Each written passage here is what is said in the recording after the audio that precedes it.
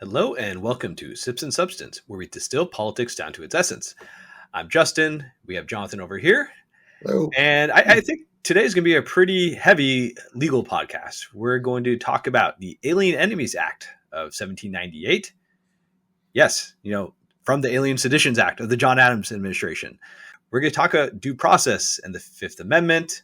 And, to put it simply, due process, it entitles all people the right to some form of legal procedures in order to prevent the government from depriving us of life, liberty, and property. And in relation to that, we're going to talk about several court cases pertaining to due process and immigration, and what it means to defy a court order. Yeah, the reason we're going to talk about this is not because we have this overwhelming desire just to get into the weeds of what's going on in legal theory, right? A lot of this stuff really matters right now. There's a lot of, let's say, boundary pushing going on by the Trump administration to specifically in the realm of deportation. They're trying to get people out of the country who they don't like, and they're trying to do it in a very quick and expeditious manner that just so happens to trample a lot of precedent and law that we have going on in the country. And judges are pushing back. There's quite a bit of give and take that's going on right now as we speak. And so we wanted to get into what's going on, not only in the specific cases, but in the legal underpinnings of this sort of discussion.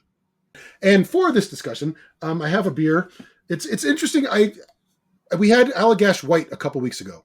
And this I have is White Rascal. This is from Avery. It's the same kind of beer. It's a Belgian white beer. It's brewed with coriander and orange peel. Had this, I want to do a little taste test here at home since I talked about how Belgian Allagash White is one of the most awarded beers and generally regarded as the best in the country. So we had a little unofficial taste test here at home. And I have to say the Avery beer does stand up pretty well. I am more of a fan of the Allagash White, but you can't get that everywhere. Most of our viewers in the U.S. should probably be able to get an Avery White Rascal. Again, not quite as much of a fan of Avery in that they sold out, but still have a soft spot for them. This beer, very solid. It's a little more, I would say, zippily carbonated than the Allagash White, and the orange kind of comes through a little bit sweeter. But all in all, very good, very balanced Belgian white ale. It's got the bubblegum kind of yeast flavors going on. The coriander comes through a little bit, and then you get a nice finish with the orange. I think the Allagash is maybe a little bit more traditional, a little bit more subtle, but this is a solid beer. And if you're in the mood for a Belgian white wheat ale, you can do a lot worse than White Rascal from Avery. Yeah, summer's rapidly approaching, so this is the kind of beer to get. All right, so the first thing that we're going to talk about is the Alien Enemies Act of 1798. So many of you, if you remember U.S. history, if there's anything you remember about the John Adams administration, it is that he served one term and he passed the Alien and Sedition Acts. I'm guessing most people don't necessarily remember that. No, they might not. Let's dive a little deeper into these wonderful historic footnotes. And sadly, it's not really an historic footnote anymore. Right? The key thing that's relevant for us this week is, as you said, the Alien Enemies Act of 1798. And if you haven't been paying attention, well, one, congratulations. I wish I wasn't paying attention, but I'm sucked into this whole mess, as I'm sure you are. I know you are as well, right? Why are we talking about this today? It's not 1798. We don't really have any alien enemies right now, but the Trump administration says we do. Specifically, they want to call up this act because it lets the government detain and deport citizens of enemy nations without hearings. And you might think, well, I guess that could be a good thing if we have an enemy nation that we're dealing with. And the law sets this out. This is only applicable during declared wars or invasions, right? So on the face of it, that seems to be fairly straightforward. And I know you wanted to read a section of it, Justin, so I will. Right. So I wanted to read the text of the law here so that we can understand just how insane it is that this is being invoked. So I quote, "Whenever there is a declared war between the United States and any foreign nation or government, or any invasion or predatory incursion is perpetrated, attempted, or threatened against the territory of the United States by any foreign nation or government, and the president makes a proclamation of the event, all native citizens, denizens, or subjects of the hostile nation or government, being of the age of 14 years and upward, who shall be within the United States and not actually naturalized, shall be liable to be apprehended, restrained, secured, and removed as alien enemies." Fairly straightforward, fairly specific, fairly non-applicable to our current situation. Right. Right? This law has been used, I believe, 3 times, or it's been used during 3 conflicts: during the War of 1812, World War I, and World War II. Most famously, this was the rationale for Japanese internment camps during World War II. So a very shameful law that we've used for shameful purposes, but in traditional form, not to be outdone in shame, we're trying to do that again now, right? And it just, on its face, it just seems absurd, right? But again, the Trump administration is claiming that these gangs from Venezuela, who they want to use this Enemy Act to send Venezuelan gang members to El Salvador to put in prison there, that these gangs are under the control of Venezuelan government and constitute an invasion. And yet our own intelligence assessment says, well, no, that's just not the case. They're criminal gangs like other criminal gangs. It's not a government invasion. It's not a government-backed incursion. It's just plain run-of-the-mill ordinary criminality for which this law does not seem, on its face at least, to apply. Right. And you mentioned the declared wars, War of 1812, World War I and II. And, the reality is we don't declare war anymore, even though we have used military force. So Korean War, Vietnam War, the war in Iraq, Persian Gulf War. What we use there, instead of declaring war outright, we use authorizations for use of military force. So I think the distinction between the two, there's no real difference, in my opinion. But here, Congress isn't even involved. So I really just don't see how the Supreme Court is going to even allow this to be upheld, right? It seems that they have a very, very little to go on in terms of trying to uphold this. And I think I would disagree with you that they would view a declared war and a military authorization as the same, because these people, again, claiming to be textualists, the text here is pretty clear, right? Now, maybe if it's a Trump administration, they might be a little bit more lenient towards that. But as you said, there is no authorization at all. They're Right. just pretending that we have an invasion or predatory incursion, right? Because there's no declared war. There's not even a military authorization. You have to be able to make the case that there's an invasion or predatory incursion by the government, right, of a foreign nation to invoke this law. And it just doesn't make any sense. And again, our own intelligence services say, this isn't really happening. And we've linked an article that refers to that in the show notes if you want to read some more. All right. So yeah, as we mentioned, all this is really coming into focus because Trump is trying to use these things to speed along deportations, right? And specifically going after Venezuela right now, right? They're the enemy nation, so-called enemy nation in his sights, and their nationals are the enemy citizens that he wants to deport without hearings. And we're in the process of sending them to El Salvador, to prisons in El Salvador. And in and of itself, right, getting rid of criminal immigrants and getting them out of the country, not a bad idea, right? But the way he's going about it is where I think we need to focus, because that's where I have objections. I know you do as well, Justin, and where I think it's important that people pay attention, right? As I just said, no one cares, and no one really should care that we get rid of non-citizen criminals. But we should care how we do it, because how we do it says a lot about us, says a lot about where we stand as a nation, and says a lot about what everybody else needs to worry about in terms of how their rights are recognized and respected. Right. So we want to talk about due process here. And as we mentioned earlier, due process applies to everyone. It's not just U.S. citizens. So that includes illegal aliens, it includes alien criminals, and it includes people who are legal aliens. So people on H-1Bs, green card holders, what have you. Yeah, it included people like the perpetrators of 9/11. If they get due process, it's hard to argue that anybody should not get due process. Having said that, there are limits, right? Due process isn't something where we treat people equally in all circumstances. We have classes of the law. So when it comes to immigration law, for instance, you have certain rules and rights for green card holders. It's a specific category. Or you might have someone on a particular visa. That's another category. And, that contrasts with, say, criminal law, where everyone is entitled to a jury and an attorney, right? The point here, though, is that everyone within that particular class is treated equally. That's what due process means here. And I think a larger point is that, these classifications aren't just random and arbitrary. This is part of the law. The law sets these things up. The law tells us how we should deal with people in these specific classes. It gives us procedures that are tested by the courts, right? And what has come out is what our due process is for different people, right? You follow the prescribed processes. That's how you make sure that we respect the law. That's how we have rule of law, right? When we ignore these things, we threaten and question the rule of law. Things become arbitrary. Things start to infringe on people's rights. So one of the things that, if you're watching CNN in the last couple of days, one of the things you're seeing is, hey, there's a human cost to all this, right? And they're showing a lot of family members. Today there's a big thing where they have a one-sided permission to listen to half a recording where some woman is being told that her brother was deported to El Salvador. And so they're really digging into the fact that there is a human cost here. And we should not forget that, right? These are people. These are their lives being messed with by the government. But I think from an overall perspective, at least for me, we shouldn't get lost in the human cost. What we need to focus on is what's going on, right?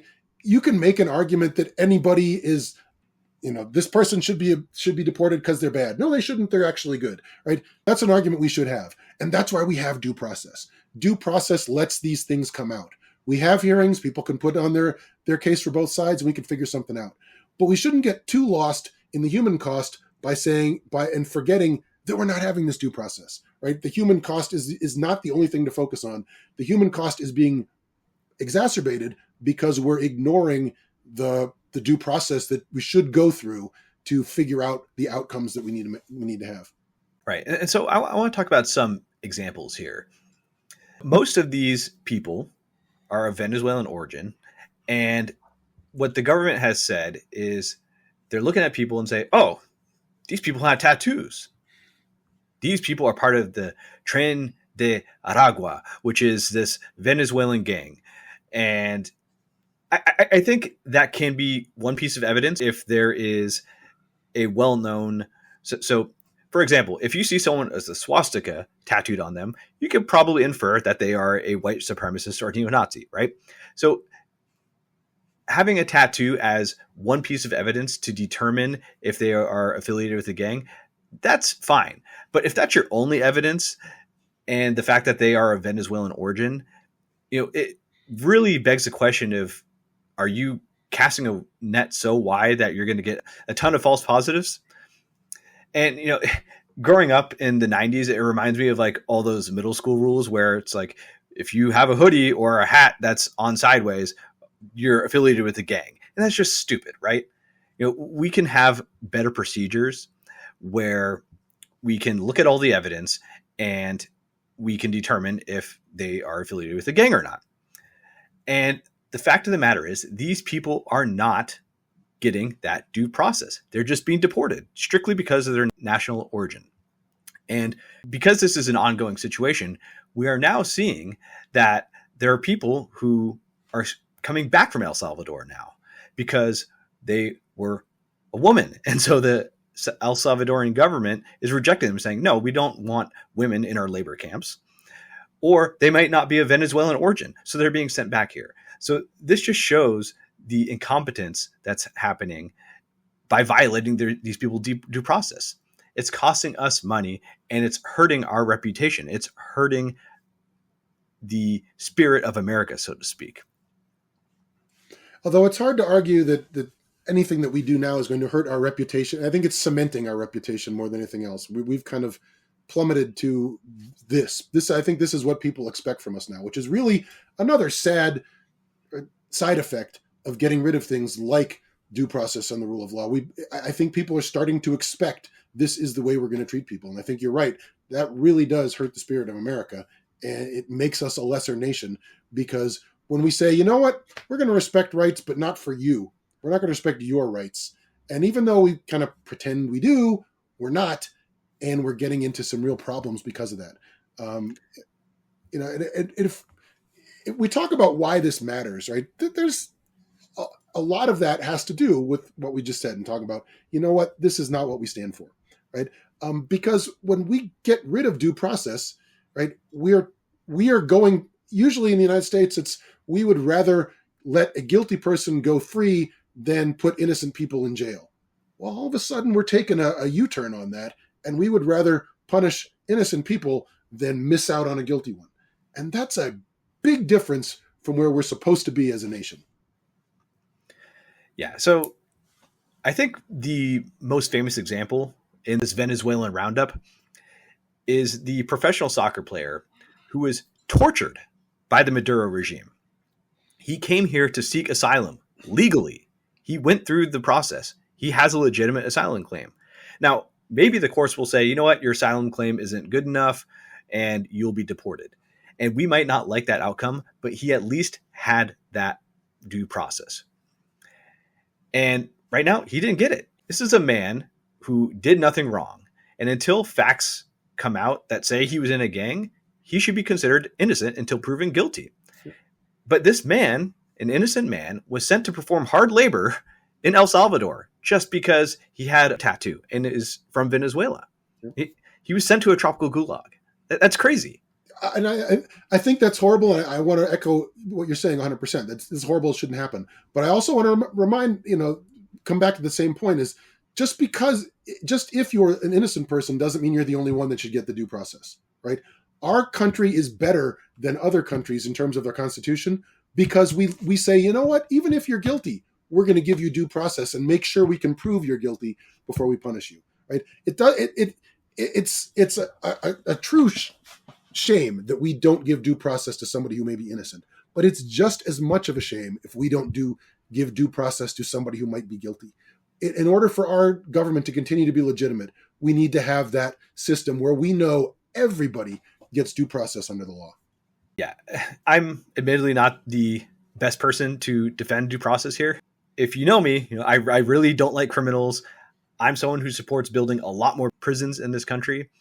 I didn't really mind the Patriot Act, but at the same time, this is something we should not give an inch on. You should not give an inch on due process because it applies to absolutely everyone. And, I don't want to sound alarmist, but if you start going down this road of due process only applies to some, things can escalate really quickly to the point where you won't be able to stop it once this happens. It will just be downhill and there'll be too much momentum. And then what do you do? Right? So absolutely do not give an inch on due process or free speech or on any of our other rights in the Constitution. We had the Bill of Rights for a reason. We should defend it. It is the most American thing to do. Yeah, and we're going to talk a little bit more about this in sort of a big picture down below. But I think one thing I want to just build on that you said there is like when you start deciding who's going to have due process and who's not, somebody's making that decision, right? And it's not made by some impartial, right, Solon coming out of the ruins in ancient Greece telling us, you know what, these are the people that should not have due process. It'll be a political decision like it is right now. Right? And when political decisions are driving who gets due process and who doesn't, that is just a bad road to go down. So let's talk about the politics here, because Trump's favorability has fallen quite a bit since inauguration. And his best issue, which was the economy, he's now net negative. So that's a big deal. But one thing that is striking is that he still has positive favorability on immigration. And I think a lot of people just don't understand that due process doesn't just apply to American citizens. It applies to absolutely everyone. And I think it's important for not just Democrats, but anyone who respects the Constitution to try and drive this point home, because I think the politics of immigration makes people think that it doesn't apply to everyone. Yeah, I think Trump does a pretty good job, right, in pointing out that, hey, this is the other, and we're getting rid of them to help you, right? And so in a lot of ways, what they're doing right now is kind of like performative cruelty, right? It's not a coincidence that we're seeing these videos of these Venezuelans in their underwear being shoved down, like bent in half by their necks, marched off of planes and into prisons, right? They're doing this for a reason, because They know that this resonates with a lot of people, and whatever it is, it's showing Trump is doing something, right? So it's, the politics are, hey, we're doing something and we're going to make it as visible to you as we can, and it's going to be different than it was before. And I think one of the reasons that they're making these things really performative and stuff is, if you look at the numbers, they're not deporting any more people than Biden was.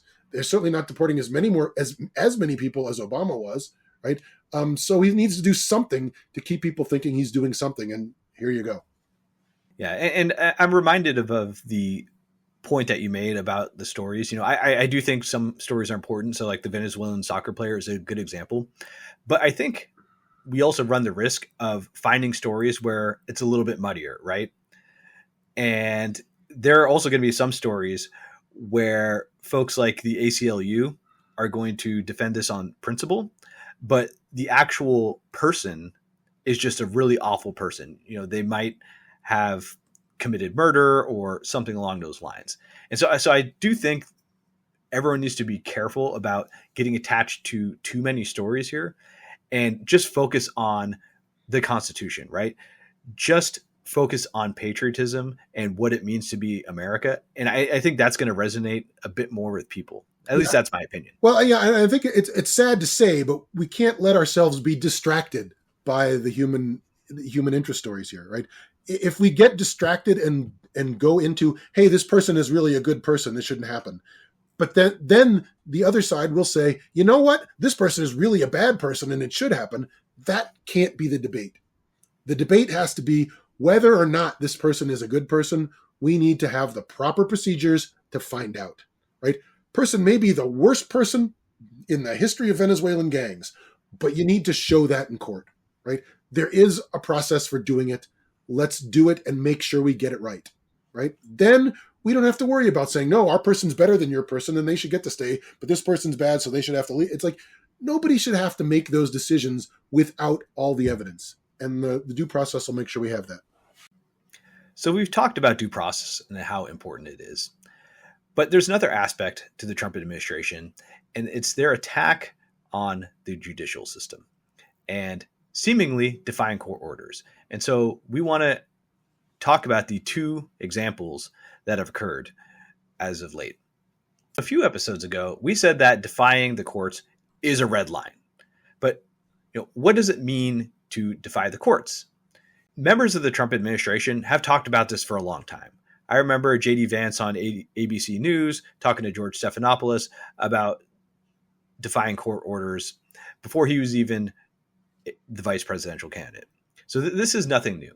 They just believe that the president has well-defined powers and the courts don't really have jurisdiction to review them. So, for example, they can't question the president's authority of firing a general, for instance, stuff like that. And that's the most generous interpretation of their argument. But there is a legal process here. There isn't going to be this red line that's very clear that they're going to jump over and say, aha, you have defied the courts. This is going to be really, really murky. Well, I would just want to break in and say there could be, right? Trump could come out and say, you know what? You can take your ruling and stick it in your ass, right? He could do that, but they're not likely to do that because they're not all dumb as wood over there. They know that what they're doing now is they're kind of defying court orders, but kind of pretending not to, and kind of coming up with rationalizations after the fact to sort of explain what they're doing. So as you're saying, it's keeping it all murky, and it's up to, well, us and other observers and the courts to kind of sift through this and figure out what they're actually doing and how to hold them accountable for it. Yeah. So real briefly, I'm not an attorney, but I just want to give you my understanding of how muddy this can get. So the judge is going to say something, you must do this, and then they don't do that. And so the judge is going to say, well, let me be clear. I'm going to resolve any ambiguity you might have. And we've already seen this with some of the Doge orders where they said, no, absolutely, you have to delete all this data that you've put on this laptop. Then you're going to have a compliance hearing. And then there's going to be an order to show cause. Then there's going to be contempt proceedings. And then, there might be some sort of punishment if they are found in contempt. But then you have the appeals process for the contempt proceedings, and that could go all the way up to the Supreme Court. And so, like I said, there's just a really muddy process, and it's very likely that we're going to be in that muddy process because, as you said, everyone in the administration isn't as dumb as wood. So we as Americans, we're going to have to decide where our red line is. There isn't going to just be this, aha, we got him, we're going to march to the streets, right? Are you really going to be up in arms if the judge doesn't even issue a contempt order? I wouldn't. Would you? Probably not. Right. No. I mean, I think there's a couple things to think about too. Is like there are people like us that we don't like the Trump administration. We are not for them. It's pretty obvious, anybody paying attention, and we're not going to vote for continuation of this ever, right? And there's a lot of partisan Democrats, even more partisan than we are. We don't need to break through that. This needs to somehow break its way into the larger conscience of the country for it to matter. And I think you're right that things have to happen like contempt orders, right? And punishments for lawyers or acting in bad faith. Then it might start to break through and be an issue, right? Right now, it's far too muddy for it to matter to anybody outside of the overly politically aware, which I think we fall squarely in that cohort. Yeah, I'm reminded about the Mueller report and having arguments with people because I think you fall into one of two camps for the most part. You either believe that Trump did something unethical and that he effectively colluded with Russia, or you feel that Trump did nothing wrong. But if you read the Mueller report, I think it's really clear based on the facts that while the campaign didn't have some sort of criminal conspiracy with Russian intelligence officers, there was a lot of stuff that absolutely should not have happened. And I think when you reduce things to either, yes, it's illegal or no, it's not, you lose sight of the main argument, which is, no, this shouldn't have happened. It's not ethical. We really shouldn't conflate ethics with legality. Because I think it's possible for them to defy court orders in spirit, but legally they might be fine, right? And I think we can go back to our Venezuelan example for a really good example of that, right? When you talk about the judge made an order in the case with the Venezuelan deportations that, you know what, we cannot send people overseas under this act without a hearing. So, and he told them, bring these planes back if you have to, but we're done with this, right? Verbally. I'm stopping it. And then they didn't, right? They kept going and they're making arguments, oh, planes are in the air, international waters, we didn't know. And they're trying to make it a hair-splitting exercise, right? And whether or not an oral order, a verbal order has the same weight as a written order, all sorts of stuff that try to deflect away from the position that the judge said, don't do this. They understood full well what he meant, and they did it anyway. Now they're trying to explain it away. Right. And this is still ongoing. Yes. My understanding is that all the facts haven't been presented to the judge. Well, a large part of that is the government refusing to present them. Right. Exactly. And so the judge is saying, are you going to invoke the State Secrets Act, this and that? This is ongoing. And I don't think we're going to have a clear resolution on this issue for a while. We might not even get a contempt order out of this. So again, I think it's really difficult for the general population to be up in arms. But I think if you're paying attention, you can already see the writing on the wall. And in my opinion, the red line has been crossed already in spirit. But from a practical response perspective, I really don't know what to do. Yeah, I mean, there's obviously not much that the general population we can really do. I mean, marching in the streets seems a little bit overreactive for something like this. Right.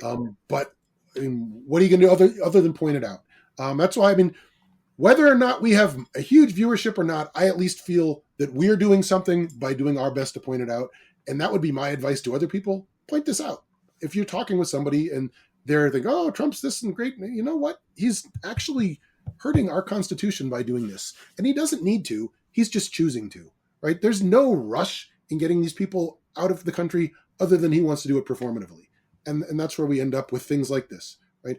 And so we end up with the other example that we wanted to mention, that there was a Lebanese doctor who had a restraining order to prevent her from being deported.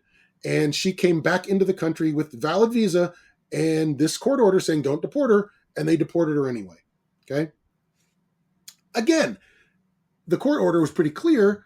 Trump administration trying to parse things out. It's like, oh, well, you know what? These people maybe didn't know at the border, at the TSA. And anyway, she's a bad person, right? Doing their distraction thing. She went to the funeral, apparently, of Nasrallah in Lebanon, right? Which, again, is perfectly valid reason for keeping somebody out of the country, but not a reason for not giving her a hearing to determine, Right. Because I can't believe that if she had a hearing and this was presented, they'd say, yeah, go ahead, you can come on in, right? But they want to do these things quickly to, one, assert their power, and two, show that they're doing things. Yeah, and I think this is one of the best examples of how muddy things are going to get, and we just shouldn't even get to that point. Yeah, she might be a great doctor who is instrumental at Brown University. That could very well be true. She could also be a terrorist sympathizer. Also might be true. We won't know all the facts until she gets a hearing. So we can't cast judgment. This stuff matters. Yep. Yeah. And I think going into the bigger picture, right, I think it's important to note, and we don't really care. Nobody cares that Venezuelan gang members get deported, right? I don't care. I think they should be. I know you do too, Yep. right? But we want them to do it the right way. And we can't be doing it in a way that's part of Trump's overall effort. He wants to discredit the judiciary and usurp even more power to himself, right? It's not a coincidence that he's called for the judge who's stepped up here to be impeached, right? His attacks are so over the top, even Justice Roberts has felt the need to speak up. And he does not speak up in politics very often, right? He wouldn't call out Trump by name, but he said you can't call for impeachment of judges. And noting that there's a curious silence from other Republicans. But in any case, right, we can't stand by and just watch Trump try to discredit the entire judiciary, right? And because he's making disregard for due process normal. And if it's normal, it'll be easier to spread. He's already trying to kick out green card holders, right? They're examining more and more people coming into this country, looking at their phones and stuff. They wouldn't let a French academic in, ostensibly for saying nasty things about Trump, but now after the fact they're explaining, oh no, he had secure documents on his phone, right? But how long until they start looking at our phones when we come in at TSA, right? Again, we might sound like alarmists. We might sound like the sky is falling. But if you make these things part of the norms, then who's to say they don't get expanded, right? Trump wants his opposition silenced. I think everything he's done has indicated to us. And this is a great way to get started doing that. Yeah, I mean, we've had American citizens detained by ICE already just for speaking Spanish. An American citizen. I mean, do we really want to live in that kind of country where you have to speak English and you have to be white in order to be free from harassment from law enforcement? That's crazy. Yeah, These people have been here for their whole life. I remember growing up in the Cold War, it was kind of a thing that, like other countries, you had to carry your papers around and show papers, and we didn't have to. That was a sign that we are free and they're not. Well, we're becoming a country where you kind of almost, if you're a certain race and ethnicity, you kind of have to carry around your papers. Like, how are we becoming that country? Yeah, I mean, it's a little bit surreal. I was driving around, taking my kid to school, and I was just thinking about sort of this weight that we have, these attacks on our rights. And I'm thinking, you know what? People are still going to work every day, and March Madness is happening. So many people just are tuning this stuff out because they think it won't affect them anytime soon. But like I said, if you start giving an inch, they're going to take a mile, and then you're not going to be able to stop these sort of things. Yep. Yeah. So I think we want to wrap up with talking about just a related development to show this is sort of a multi-pronged approach, right? It's not just attacking the rights of people who are criminals or alleged criminals.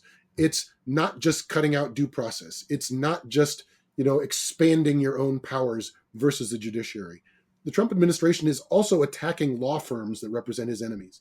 He's put out executive orders stripping security clearances, limiting access to federal facilities, right? And this is a real problem. Some of them are suing. But one of the bigger firms, Paul Weiss, just completely capitulated, right? They said, we're going we'll do what you want. Basically, we'll donate $40 million worth of pro bono work to supporting causes that you're for. We'll get rid of all DEI and hiring, right? And they're pretending that it's under the guise of keeping business and sort of abiding by their principles. But what they're really saying is we're going to give in to the government, and it's really, really, really disturbing and frightening, right? It's basically he's disregarding the law and doing his best to gut the few legal resources out there that people have to object. This is a very scary development, in my opinion. Right. And like I said, we don't want to sound alarmist. We're not going to become Nazi Germany or communist Russia anytime soon, right? Nope. But we're on the path to having to watch what we say, right? We're on the path of having to toe the line. And that's just as anti-American as I can think of something being, right? We've never been a country where you have to agree. But Trump wants us to be a country where you have to agree, and you have to agree to his way, right? And everything he's doing is accentuating that and pushing that and trying to make sure that if you speak up, there's going to be a punishment for you. And that to me is just the opposite of what we are or what we should be as a country. Yeah, I mean, fine. Maybe a better example would be the Chinese government, right? You know, the people there are free-ish. You can live a good life, make money, as long as you think the right way and conform. Well, I do have to say I'm not sort of as enamored of finding the right analogy. I mean, because we're not going to have gulags in the way the Chinese do anytime soon either. Let's hope. But not here, but maybe in El Salvador. I do get your point that this is sort of, if you're interested in making sort of a I don't want to say dictatorship, but a country that's non-democratic, this is how you go about it. You start silencing opposition. You start making it uncomfortable for people to resist, right? Even object, not even resist, just object, right? If you do that, then it does open the door for lots of possibilities.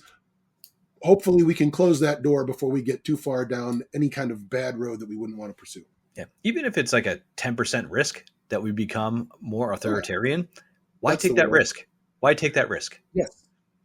And what's, I mean, sort of particularly ironic and galling, right?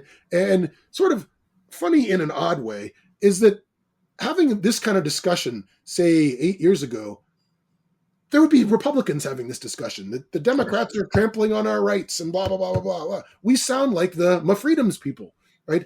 But things have changed completely, that the Republicans are completely trampling on rights and not making any bones about it, right? They're doing this because they think that the people whose rights they're trampling on, the Venezuelan immigrants and the alleged gang members, they're not sympathetic. And they're right. They're not sympathetic. Mm-hmm. But nobody should be fooled into thinking that's where they're going to stop. It never does. Nope. On that happy note, hopefully everyone likes, subscribes, tell your friends. You know, it's really important that we pay attention and not just tune out and focus on just our lives, because our ancestors built this country. If you're an immigrant who came here, you came here for a reason. We want to keep the country great. We want to keep a country that we want. Keep the country that we moved here for. Keep the country that our ancestors died for. Right. Yep. Keep the country constitutional. Right. I would hope that's not a. There you go. That's a good saying. Keep the country constitutional. There you go.